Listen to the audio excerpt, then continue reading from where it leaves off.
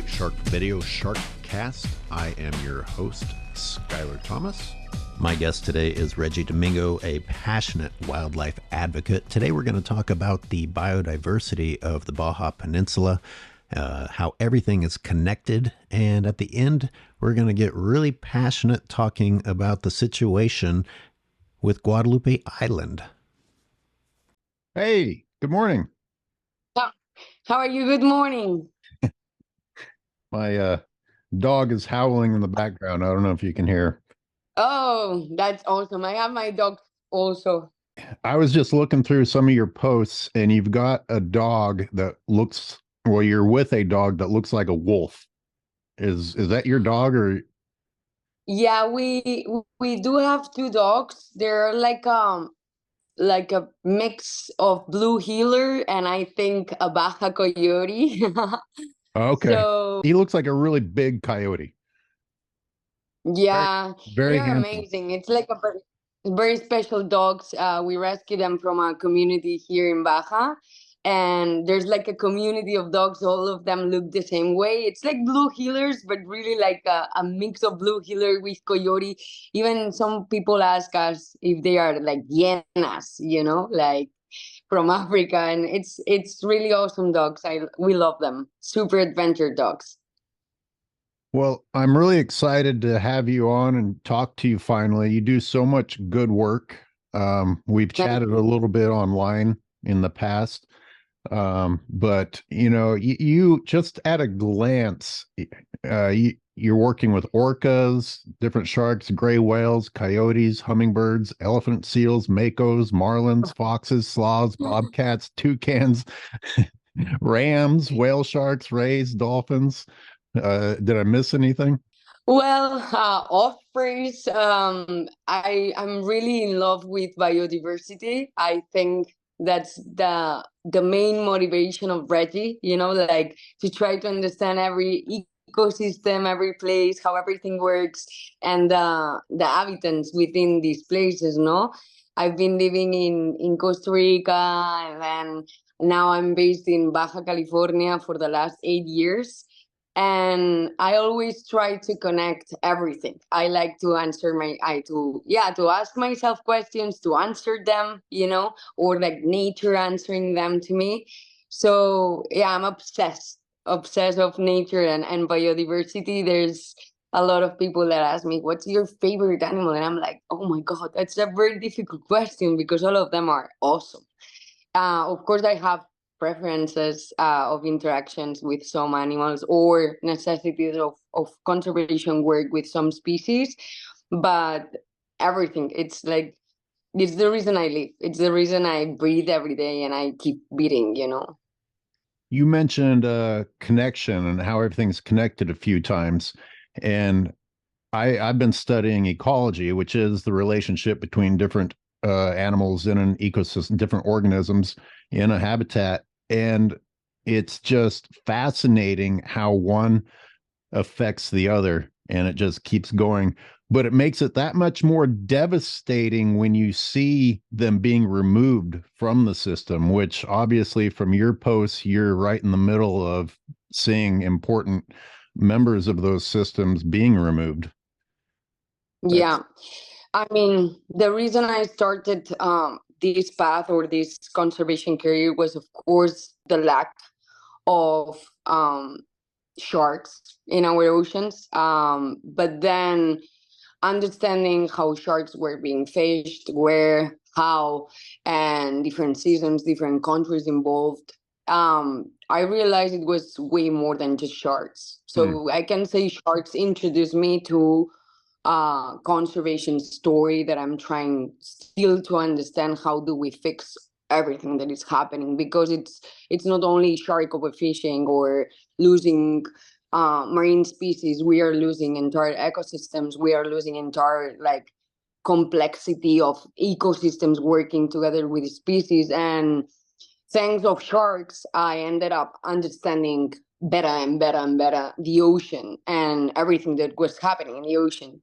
I ended up even working on mangrove conservation, something that I didn't even think 10 years ago. And the reason is because you can try to save a shark, But then if the coastal places where they grow and they are born are affected by different activities that humans create or act in ways that are completely destroying these ecosystems, it doesn't make any sense for us to put efforts on trying to save one species of sharks if we don't start from the place that they are born, right? So yeah, I can say sharks were the reason I am who I am today, but right now we are trying to work beyond that. We are trying to understand, how do we work with the communities where species are literally born? How do we work with the communities that rely on all these natural resources in order to make a living? How do we understand the reason that some populations of species are disappearing so fast, and how do we work for that not to happen? It's a very challenging situation. It's a challenging life. It's overwhelming sometimes, but at the same time, I think that what keeps me working on this, it's the part of enjoying seeing them alive, of enjoying seeing ecosystems thrive, and we're enjoying seeing communities that change. No, so I think there's still hope. Of course, we lost species that we are not going to recover. It's impossible. In the case of Mexico and Baja California, to be concrete, the vaquita marina, it's gone. And that needs to be a lesson for everyone, including governments, to say that can't happen with more species. Of course, the damage is already done. And that animal was living in that area for a reason, and that was endemic on that area for a reason. The ecological impact it's already happened. However, from the vaquita marina story, right now we should focus on the species that are still there. And that if we don't protect this area, it's going to happen exactly the same as with La Vaquita Marina. Maybe not that fast because the populations of other species are bigger. But Mexico and Baja California, to be concrete, it's a very incredible wildlife university and ecosystems university, to say it in a way. Like, it's the place where I learned and I understood the most how everything works. And in the ocean, I had the biggest lessons of my life were in Baja. Even though before Baja, I was in Costa Rica, and Costa Rica offshore in Cocos Island was one of the most amazing places I've ever visited or dive or, also witness overfishing of sharks. I think that Baja gave me all the pieces for this like mental puzzle that we should have to understand how an anchovy or a sardine or a osprey or whatever is there, it's affecting each other, right? And everybody thinks about Baja California like a desert, but it's completely wrong. It has, mountains, it has canyons, it has mangroves, it has forests. It's a very dynamic place where if you get inside of the ecosystems, it's really easy to understand how the world should work, because we still have pristine places. We still have a lot of biomass and biodiversity. So if you observe nature, it's just like constant lessons for your brain and heart to say, this is how everything should work. This is how it should be. And then you go to another place like Florida or like other places where the pressure of humans has been too much, and you see that entire ecosystems are gone, and by that entire populations of species are gone too. So the goal right now is to try to understand how we can keep places like Baja California that are so productive to keep thriving for the communities, for the ecosystems, for the species, because in the end of the days, we don't have that many Baja Californians in the world, no? And those are saving accounts for the ocean. It's just insane how many different species are fished in this area, in this coast of the Pacific side of Baja California, in order to feed not only Mexicans, but all over the world populations of humans, because the tunas that are producing in farms here or that are caught when they are juvenile and they are fed in farms, they are exported to Asia. So we do need to understand how to protect these places, and I think it's the responsibility of people like us to see the big picture. It's not about why do you only work in Mexico. It's like we can be everywhere, but we should focus on the places that still produce and that still have this biodiversity in order for us to understand how we manage the natural resources, and more so not to lose entire ecosystems where there's an endemic species. Like in And Baja, it's just incredible, the amazing vegetation, and people don't even know about it. People think it's just sand and desert. That's not true. and the lesson you learn in Baja can apply to these other locations. You don't have to go physically be present and be like, here, it's like a kindergarten lesson being drawn out. It's the same thing, just different creatures, but it's basically the same lesson. But you said Baja is thriving. Is you really feel like it's thriving?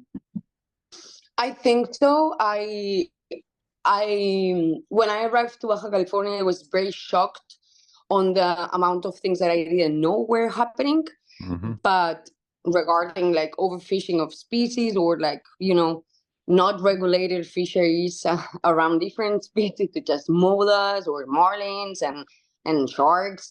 However, I could feel it's a very community-wise, it's a very easy place to interact with locals, understand what do they need, and work with them towards a better future.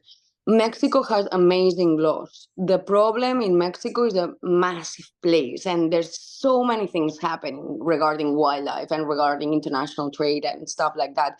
However, I do believe like places like Baja, that's where we put more efforts. The community hears you. The community feels that they are also wanting a change, that they are not fishing what they were fishing 10 or 15 years ago, and they are super willing to change. It's super positive, the work that you can do with them, and seeing the transformation of these people on the mindset, on the how do they work with the resources. And it's happening fast. That it's exactly what we need. It's to react fast together with good plans, good strategies, and I feel it's going the right direction. I think we're still on time to protect so many different places that are super productive, and the locals want to do it. That's the key of everything. If you don't convince or work with the communities around these places and this wildlife, they are the ones that are going to take care of them, not us. Like we could train them, explain them reasons, put them facts and numbers, but if they don't believe in that, nothing's going to happen. And we've seen it in other countries. Like, for instance, my frustration with Costa Rica was that we tried to be together with a lot of different nonprofit organizations and scientists, and so many different projects, from sea turtles to sharks, and international policy and national fisheries, but in the end of the day, nothing was changing. If the locals do not want to change, I mean, there's no one organization that has the capabilities to monitor everything. There's no wildlife, police out there, or ecosystems police out there monitoring what's happening everywhere. It needs to be led by the locals. And sadly, the locals in Costa Rica, I haven't seen that much,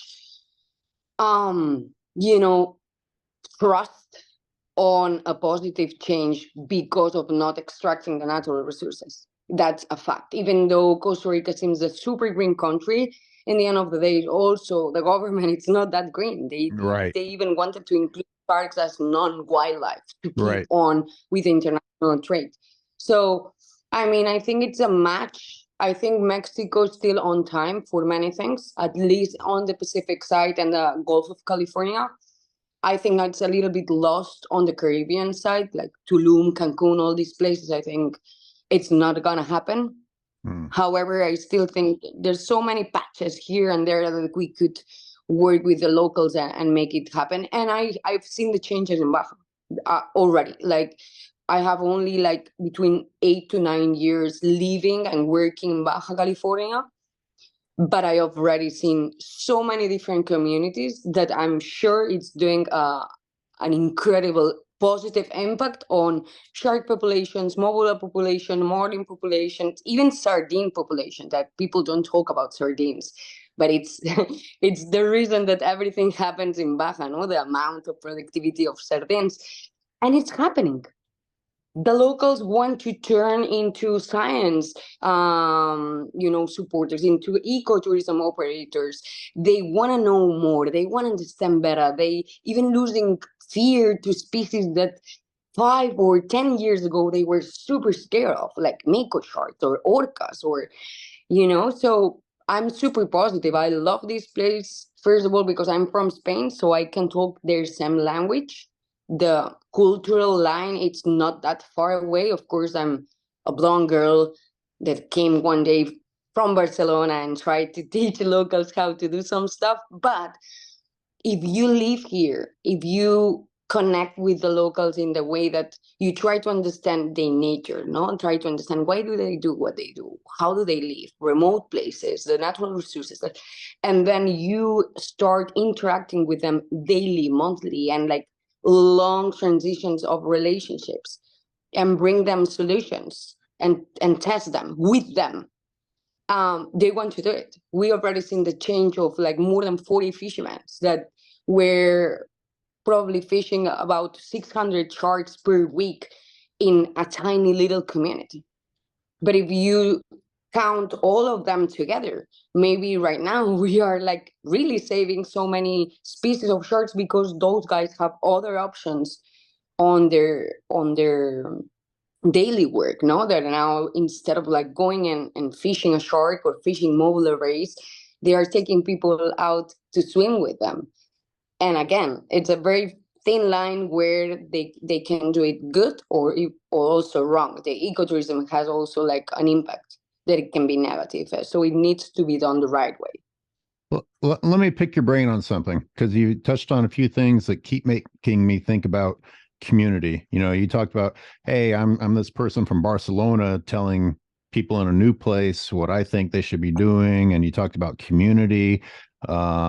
You actually even came up and were a little bit involved with the Point Reyes thing. So we've got in that case, you've got farmers and ranchers from back in the day, and you've got fishermen from back in the day.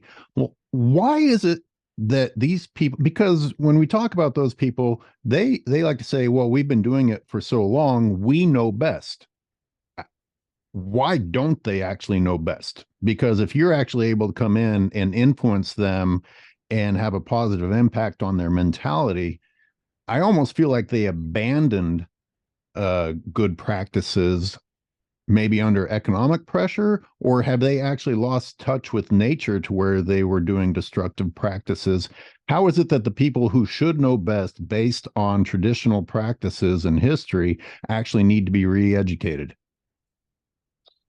I think that that's a very interesting point. The psychological part of why humans are doing what they are doing, or what they've been like, just thinking this is forever and ever gonna produce. No, I think it's a matter also of like growing industries. I think that we are in a very amazing, incredible momentum where if we mix the knowledge that we have from the planet, plus the technologies, plus the necessity of humans to enjoy life, and with that, what I'm trying to say is like ecotourism is growing. People want to see nature in different ways, and that gives people like ranchers and fishermen an opportunity that maybe 20, 30, or 50 years ago was not even an option. People maybe were not thinking to travel on that mindset or with that objective of interacting with wildlife or understanding an ecosystem. However, I think it's growing in the way that if we manage it correctly, and with that being said, is like the amount of charge of humans that we put in one ecosystem, in one area, in one island, in one species, or in one natural behavior of some species together. I think it's the game of like the demand also that it's giving them this opportunity right now.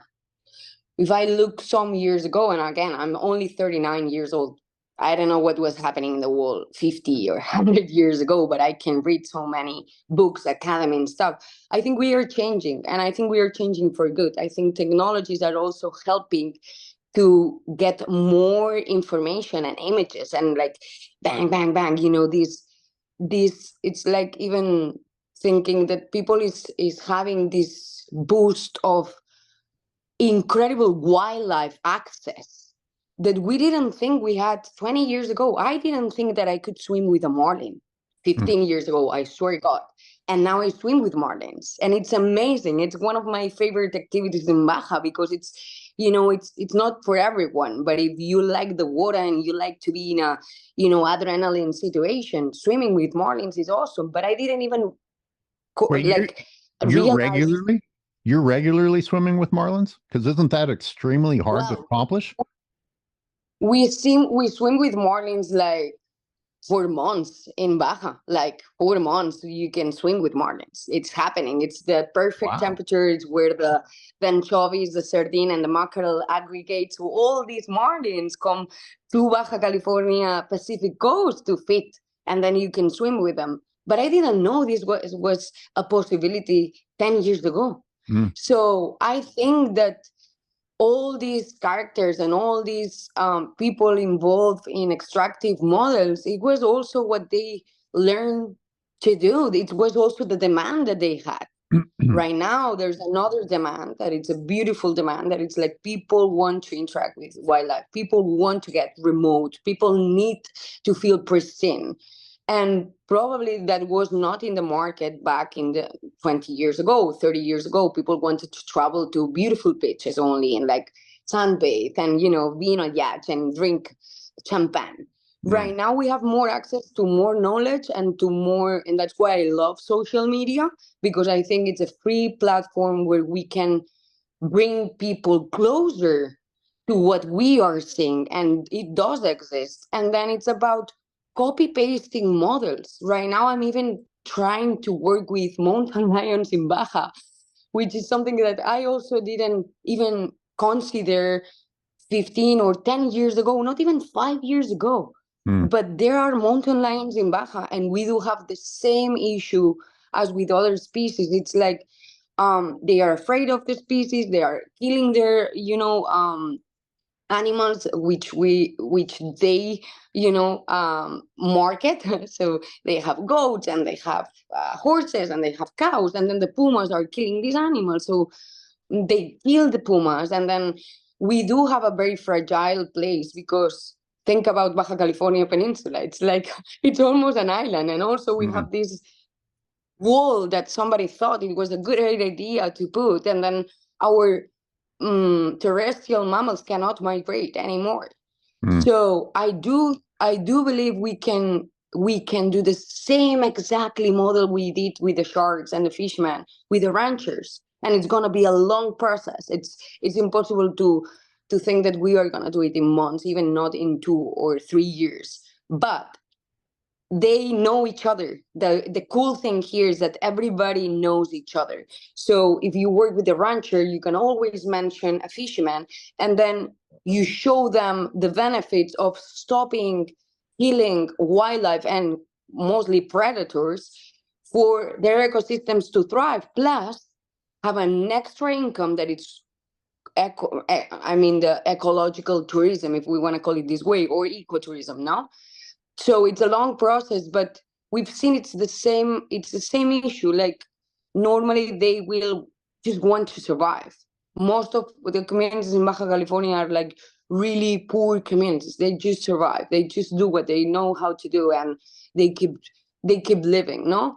But the moment that you put them a tiny little information, a drop, a seed, and then they can check also with other locals that it's a fact, it's beneficial for the place they live, for the productivity of where they live, plus they can have this extra income.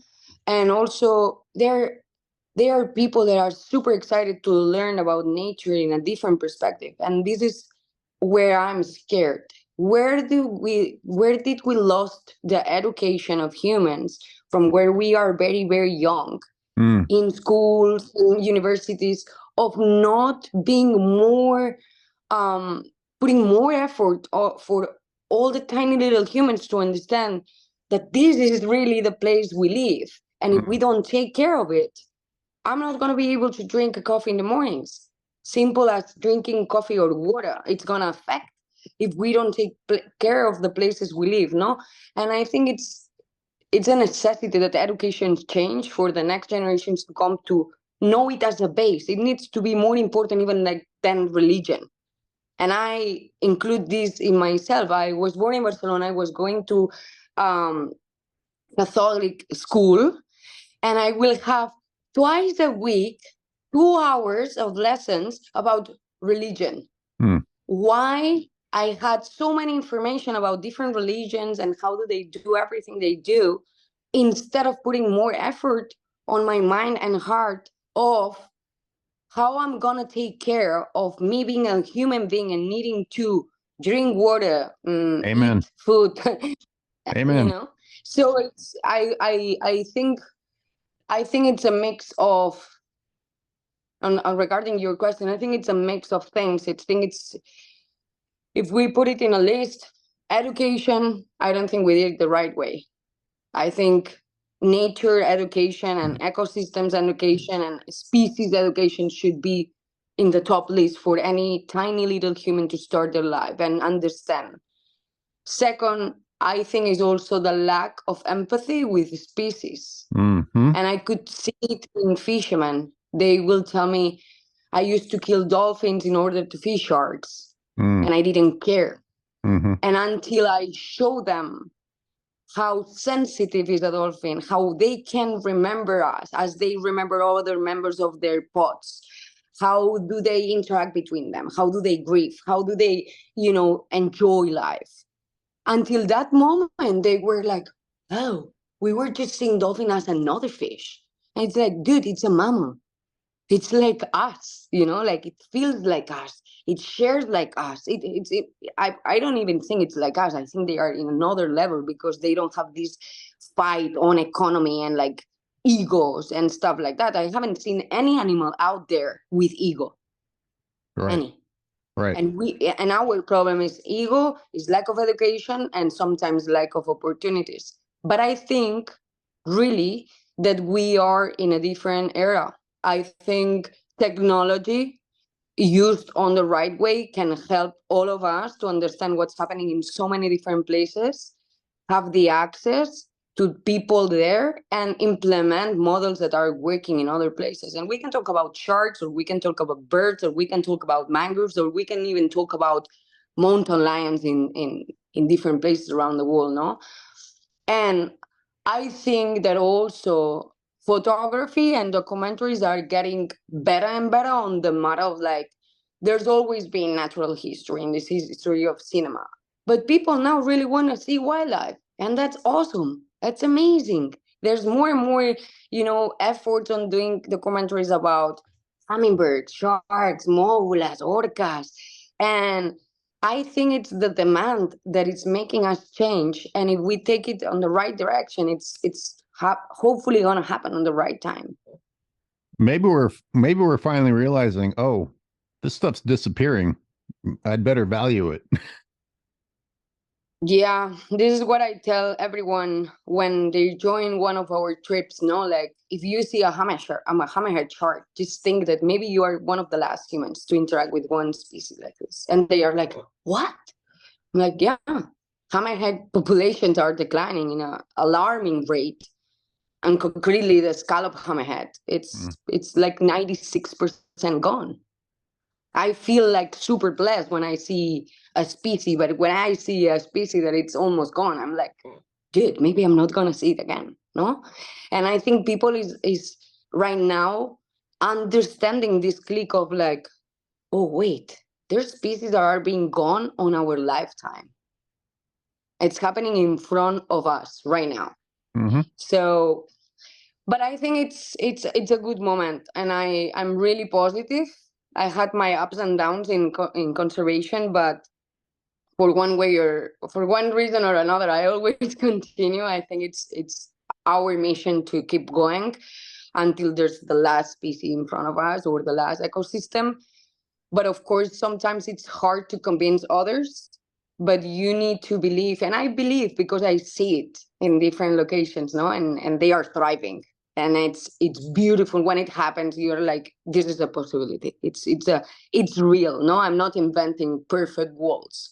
And we are not gonna save all the species and all the ecosystems. Maybe no.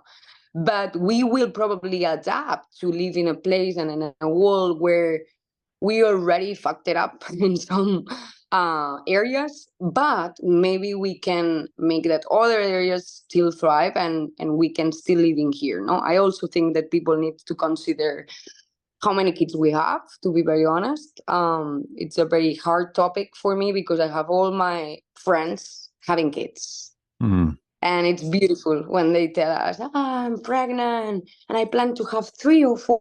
And it's like, oh, you create an amazing, beautiful tribe. However, be careful, we are so many, and our planet and our resources are limited. It's not So that they are just gonna move.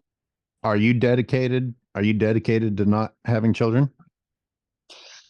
I think so. It's a very hard question because I've never got this spark or necessity as a woman feeling that I needed to become a mother. If it happens, I don't know what's happening in a body of a woman when they feel this clock time that they say. But also, if I'm very honest with myself, the type of life and agenda that I have, it would be very, very difficult. My family is in Spain, first of all. So imagine someone that I live half of the month in the Baja California south and then half of the month in the north. And then I'm changing places, jumping into boats, jumping into mules to go see, mountain ranges or canyons or put camera traps. Like, what I'm gonna do with the kids, first of all. I would love to educate a tiny little Regi or 5 tiny little Regis and have, this tribe doing amazing things in 30, 40, 50 years.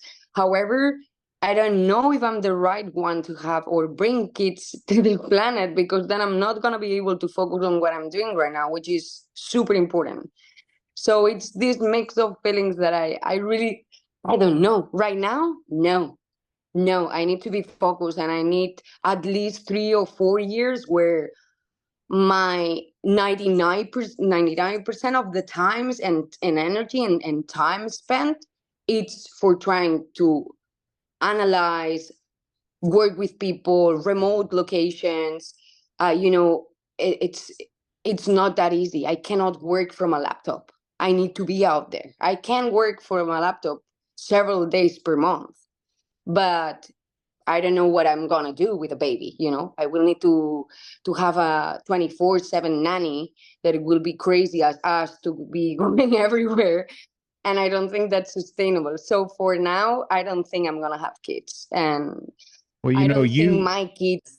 you're so busy, and clearly what you do is driven by passion.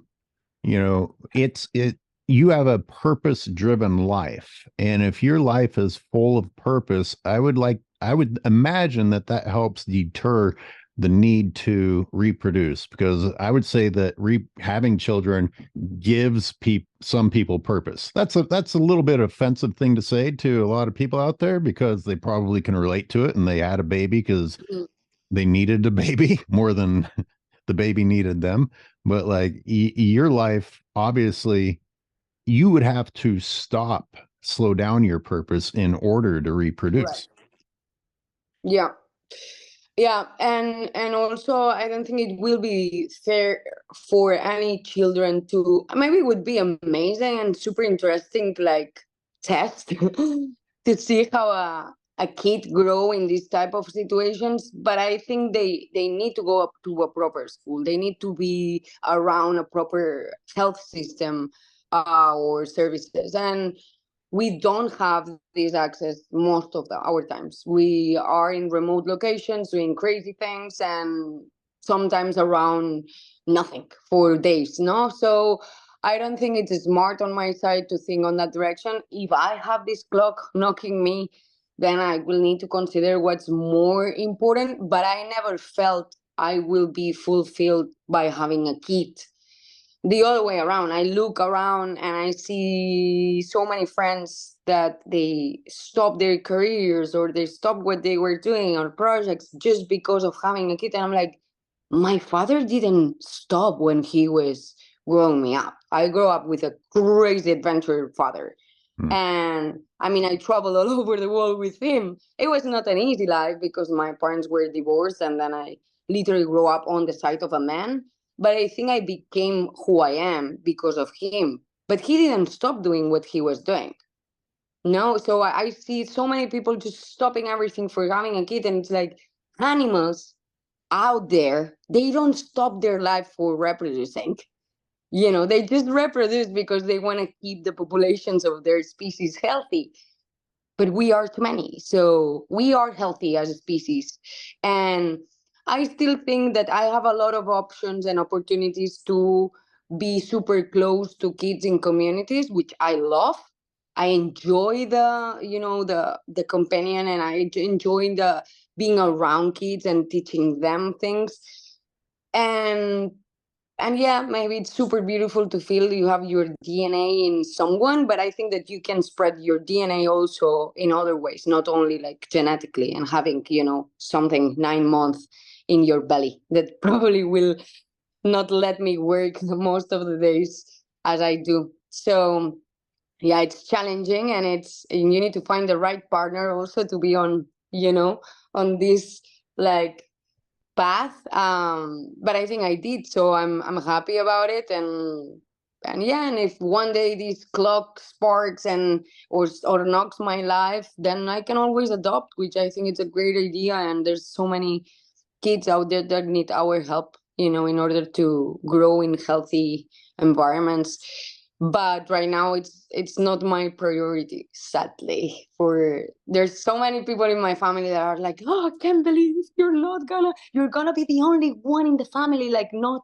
I'm like, well, I'm the only one in the family doing other things. You can always consider it too. So I don't have babies, but I have osprey babies that I've Right. seen, hatchling, and I've seen whales that return every year, and I've seen them being born in lagoons in Baja, and I have other type of DNA spread in a way, You mentioned the importance of getting people to understand the value of ecotourism versus. Exactly.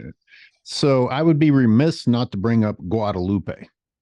Is Mexico going forward or backward by closing ecotourism there? Oh my God. Look, this is a topic that I still don't understand. I think it's getting back.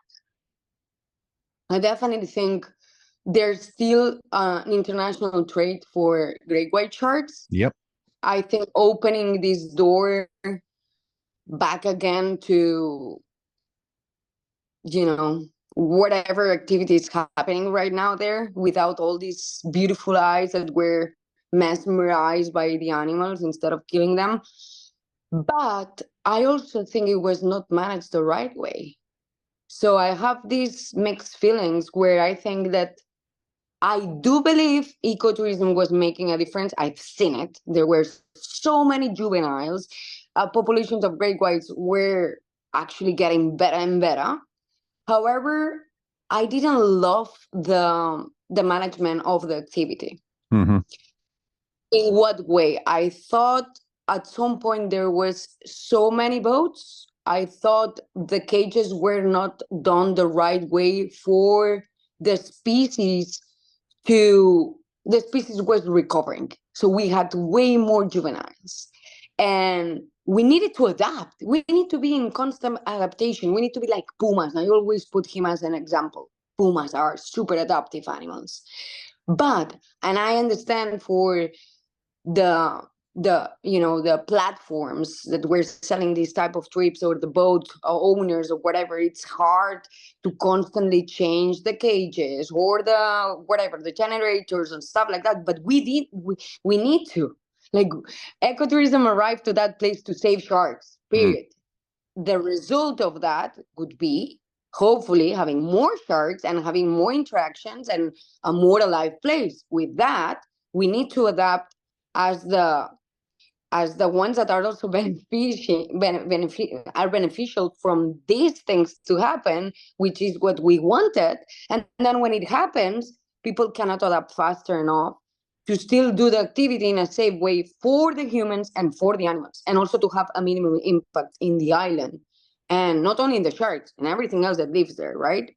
So I think it's the wrong direction to close ecotourism.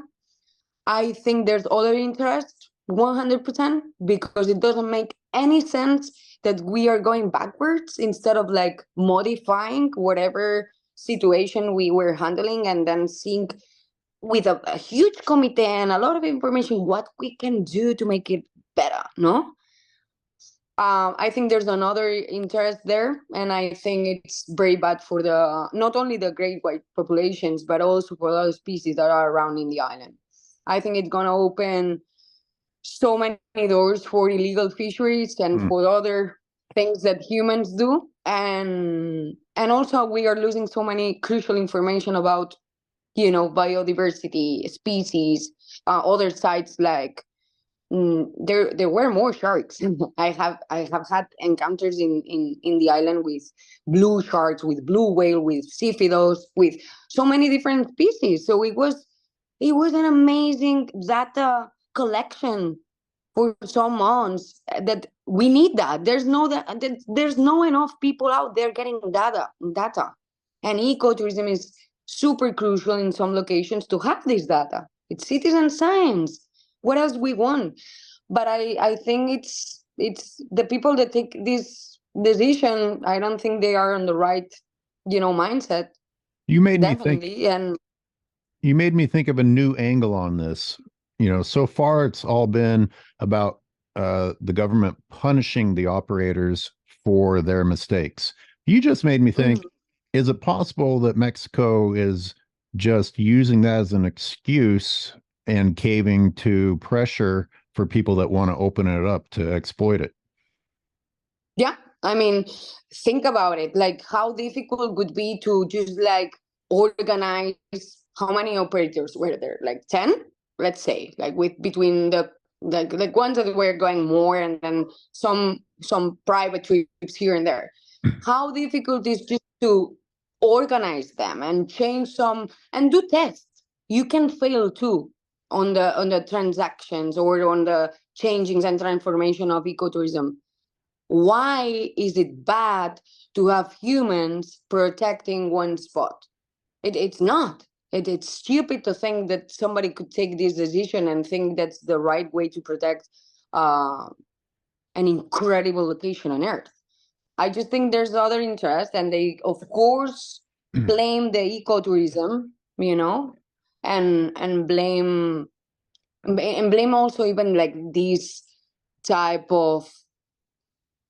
I think the ecotourism in Cage is a very specific niche, no? So I think they want to maybe focus the ecotourism in other places because it's easier, because it's working for whatever reason. And there's an interest of having this place empty of eyes and hearts. So I think it's a completely wrong direction.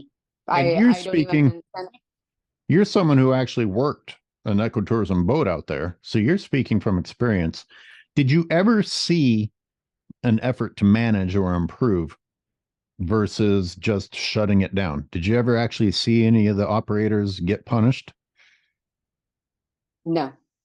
And you even tried to bring some things to light, and you in turn were punished. Is that something you're willing to talk about, or is that a little too? Yeah, of course. I mean, I think it was an incredible moment on my life where, again, I could understand who I was and why I was there. Because at some point you can even like I was even thinking like what I'm doing inside of a cage. Like I don't like swimming inside of a cage. I hate it. And for so many years before arriving to Mexico, I've never even thought about going to South Africa and being in a cage to see a great white shark. I always thought if I'm going to encounter a great white shark, it will be in a natural, situation. However, living in Mexico, working with not only one, but different operators that were doing this activity, I saw this is awesome.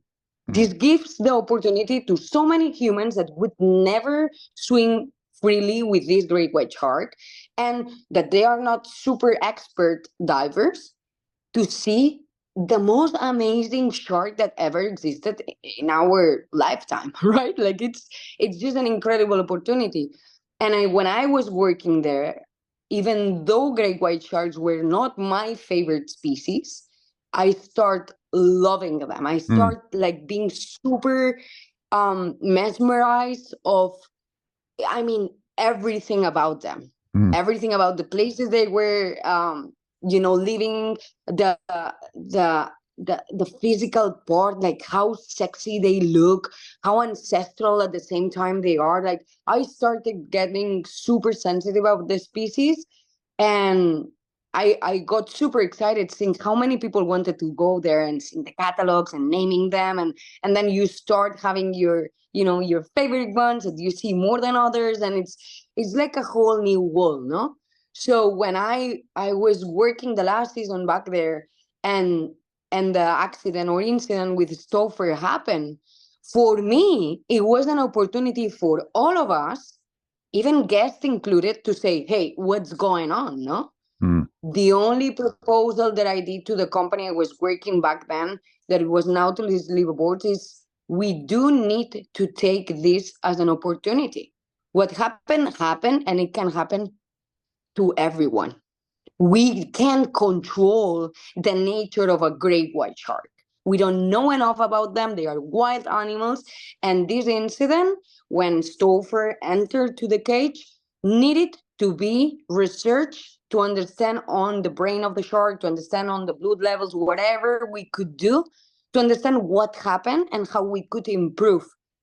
But for some reason, instead of accepting that incident, they wanted to hide it and say that the shark left swimming. And I was like, no, like you just need to look the video. The shark never left swimming. And I'm not an expert on great white sharks, but I've seen so many sharks dead and so many sharks alive. And I've seen so many sharks throwing into the ocean because of different activities that I've been around, fishermen and long lines, finning. So that shark never swam. That shark drowned. That shark was dead. And it was super important to take action fast, once again, because the actions need to happen in the moment, and to find the resources to go find the shark and take maybe some samples with the right scientists to understand what was happening, what happened to that shark, why it reacted this way, why it came to the cage with this, And sometimes maybe we won't find the answer. Maybe it's just because it is, no? But then you can change cages. You can explain how important it is to protect them. The negative impact of losing one great white shark in Guadalupe Island, for me, it was like we redirect this incident in the right direction, or it's literally, I'm sorry for saying that, but it's fucked up. It's millions of dollars that one great white shark can generate on a positive way. But if we do hide that there's individuals that are killing themselves because we are in the water, it's our responsibility as participants, companies, governments, to analyze what's happening and then change the strategy to still be present in the place and make them worth more alive, but at the same time, all of us be safe, no, including the sharks. And this company never wanted to share with the government the right information. And then I was like, I'm not going to be involved on that. It's a fact that this shark died. It's drowning. It's not breathing. He was so many minutes in the cage like suffocating himself and like breaking his gills, that it's a fact that he died. But we need to take this as an opportunity to research what happened and change for the better, no?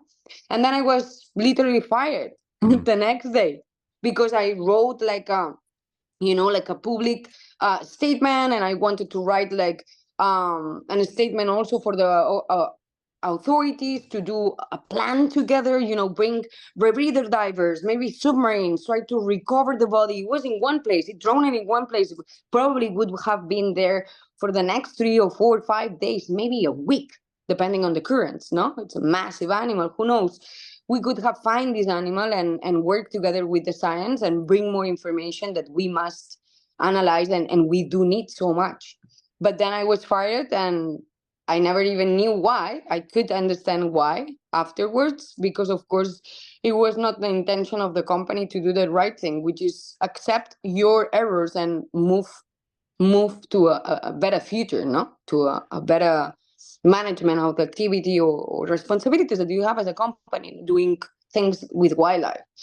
So it's a very sad story. I actually was super disappointed with the directors and the people involved in the company, because they always sold me the image that they care about nature and they care about sharks and they care about the conservation of these animals.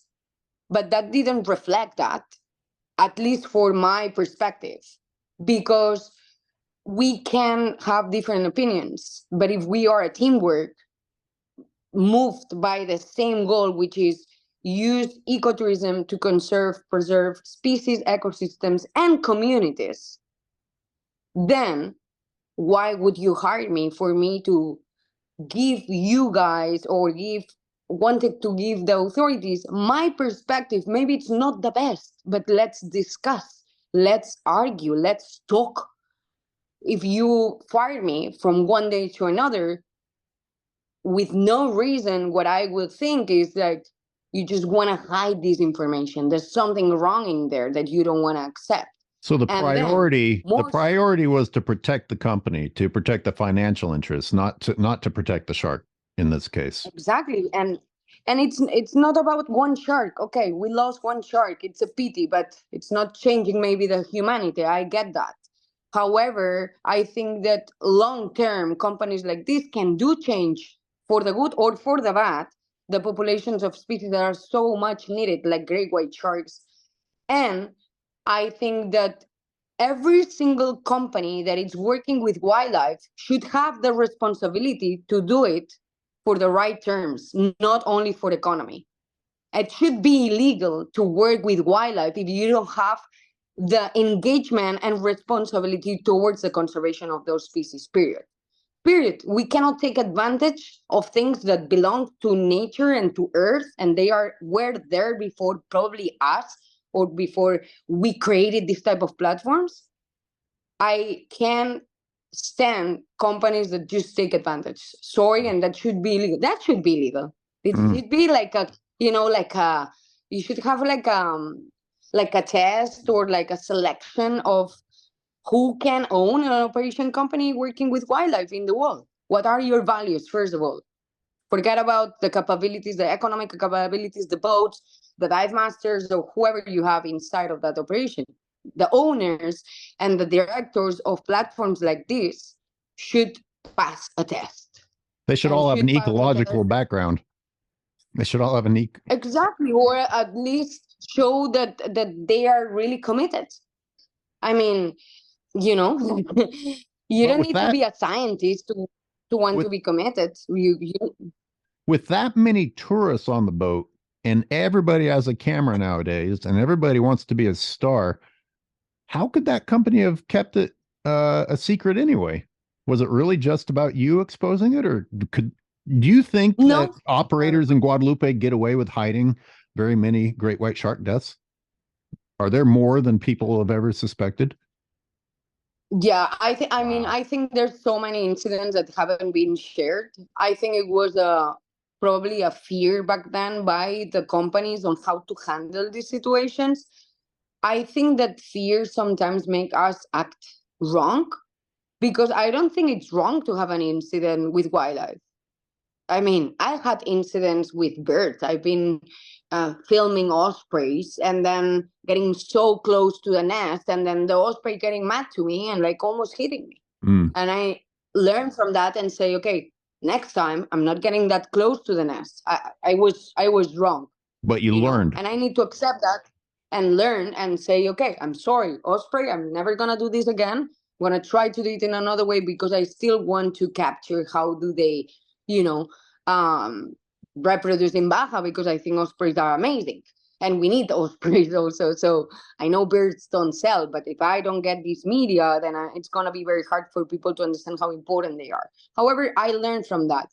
I think that many companies have been super scared about accepting an incident, and even maybe it was hard for them how to put it in front of the authorities, because they were maybe not ready, all of them, to manage this type of platforms and activities. We are talking about swimming with great white sharks. That's not like birding in Costa Rica in front of hummingbirds. It needs amazing mindset, amazing capabilities of a strategy, management, knowledge of the animals, knowledge of so many things, the ecosystem, blah, blah, blah, blah, blah. So I think there's been so many incidents not reported by fear from the companies, by fear of selling less also, which is stupid.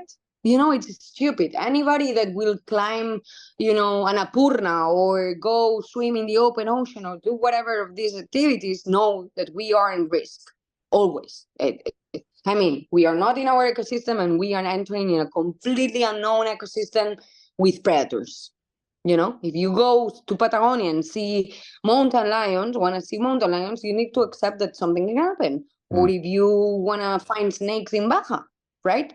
So I think it was fear for the companies, and I think that it was the bad communication also between the institutions of the authorities and the operators to have this flown, and mixed of actions, incidents, like they were not in good communication already. It was like patches everywhere and like a lot of internal interest and stuff like that.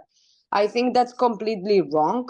I think incidents happen everywhere in a lot of different, business, even in planes. I mean, but I think that's unfortunate, because I thought that Guadalupe Island was one of the most successful, conservation stories until all of these unfortunate activities and incidents happen, and then everything it's closed. That's it. Now they might give some permits for film crews, but they are going to be insane expensive. But there's always this, question mark on, as an individual, what I did wrong, because I didn't handle the situation good. Otherwise, I would never have been fired. I probably would have bring the information to the government person that would take care of it. But everything went to shit so fast. Like, I tried to communicate with the authorities. The authorities accepted the information. I've been fired, but then they didn't do anything about it. And then the companies involved on the incident were never, managed on another way or punished or whatever it needs to happen, with the company saying, I'm going to hide this information because I care more about my reputation as a company than Guadalupe Island or great white sharks or even the ecotourism that it's saving. I don't know how many species around this place, no?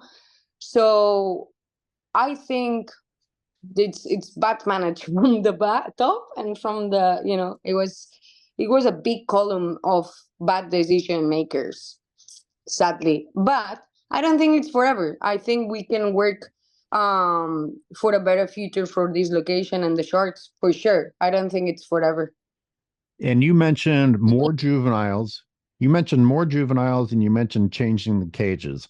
Are you basically referring to the sharks are smaller than we're used to, and therefore the bars need to be closer? That's a fact too. Yeah, in general, most of the sharks are smaller and getting smaller and smaller. And we are seeing this in so many different species, not only sharks, also marlins. And so that's a reality, no? We had more juveniles, and also I think in general sharks were not growing as they were used to grow in the past. Because that happens also with sharks. Genetically, they're not getting as bigger, or they're being killed before they reach their size, their maximum size. I don't know. I think it's a mix, first of all, of the amount of prey available for those animals. And I think it's been affecting on the genetic also part of it, that we've been removing adults and what's left is a lot of juveniles, or some juveniles of some species. But I also think in general species are not getting as bigger as they were. Like you won't see a big mako shark in general in Baja California. And if you compare some mako sharks from here to the ones in Rhode Island that you might see here and there, they were smaller. I think populations are crashing in general. Sharks are getting smaller on silky sharks, on mako sharks, on not only like commercial species. Even I think the whale sharks are getting smaller. I think there's less food for everyone, so the species are adapting or not growing as they were years and years ago. No, there needs to be one reason that we also lost the megalodon. No? So I think it's that evolution of adapting, all species adapting on what's left.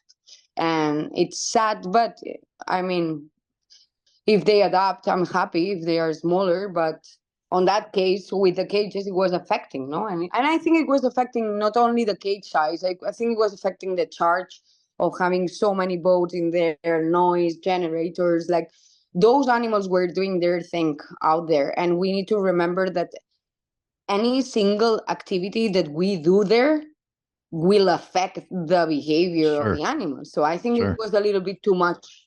So they were excited. They were,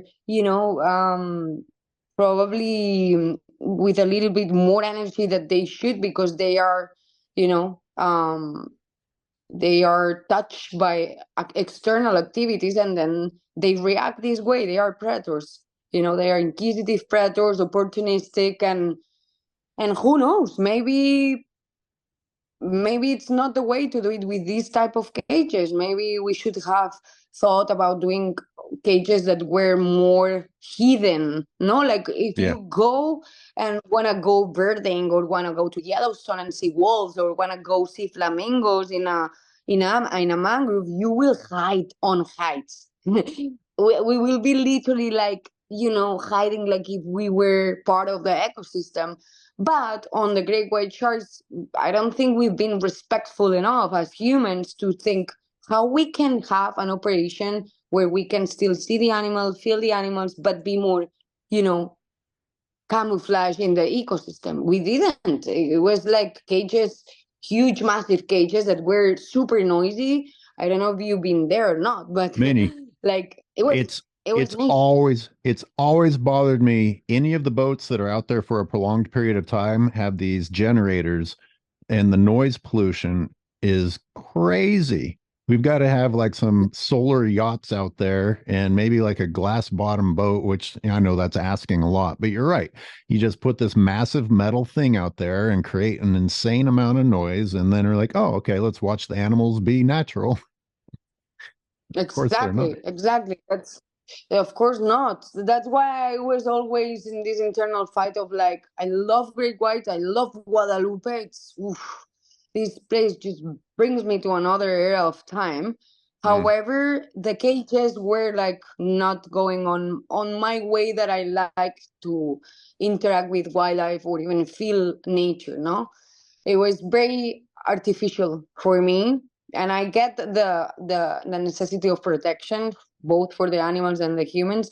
However, I don't think it was done the right way. But I think that with the engineers and like technology and like so many different tools we have, we could have done better. We can still do better. And I think we should propose with a good group of people, the government of Mexico, to be back to, making this species worth more alive than just like closing the island getting getting zero information about what's happening there, that I don't think it's gonna be any beneficial for the place or the species. And it's crucial. That place, it's like, oh my God, that place is so productive too. I haven't seen fin whales and blue whales out there.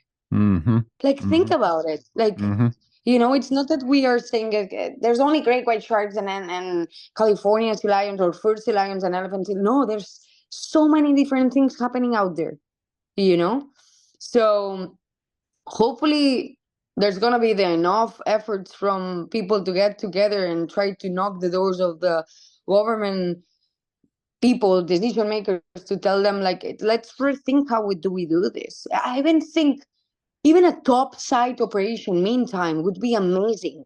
I mean, like, great white. I was thinking the same thing. It's a little bit selfish because I've spent a lot of time looking at great whites eye to eye, which is, you can't replace that. But they're pretty spectacular looking from topside too. You could do an operation that is topside only, especially with the Baja weather. I mean, and then you just turn that bloody engine off and enjoy the peace and watch them. Exactly. Yeah. Imagine that meantime that they think about other type of cages or other type of interaction or whatever. Like, why not? Why leaving it, closed?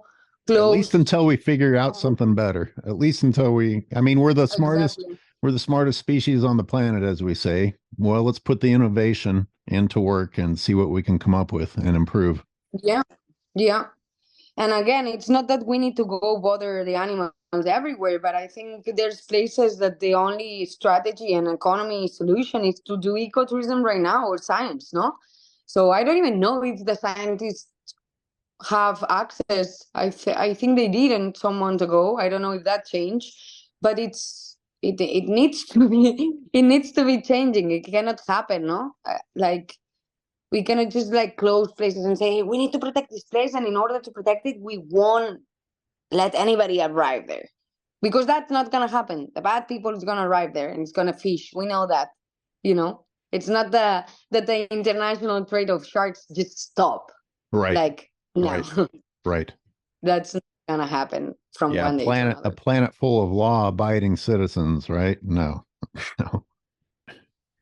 Regi, we're going to have to do a part 2, maybe even a part 3, because I haven't even spoken to you about the orcas yet, and which is just phenomenal by itself. Thank you so much. I know you're busy, and it was amazing, and I look forward to the next round. Muchas gracias. Happy to be talking with you, and keep me posted when you want to do it again. Will do. Okay. Bye. Thanks. Bye.